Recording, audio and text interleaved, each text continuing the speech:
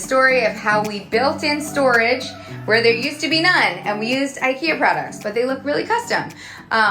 The main point is that these are only 1 foot deep, but the amount of storage we gained by adding these Ikea units, and then the amount of finished, polished look we got by adding butcher block and then trimming them out like we added baseboards, is really unparalleled. So I thought I would show you all the things we have inside of them, a little bit more about how they work. So you can see, can you imagine trying to store this before? Like, the amount of stuff we have in here is huge. I mean, this is my gift wrapping. These are books, other books, just like general stuff like candles, decor items. I have this weird thing with, I somehow have amassed all of these pouches. They come with things inside of them and I save them. You never know, they could be cute for regifting. So this is just like random stuff that didn't have a space before, and now it does thanks to these built-ins.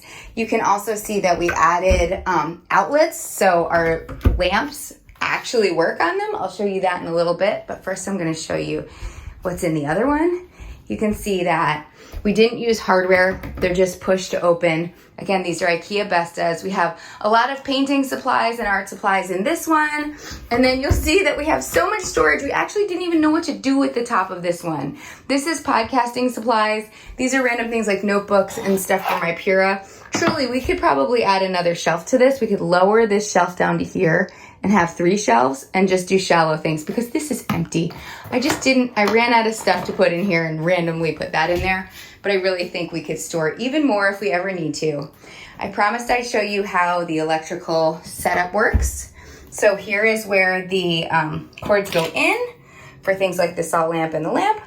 They go down into this hole. This makes them look a little bit more polished. I really liked getting a brass plate. I think it looks really nice and finished.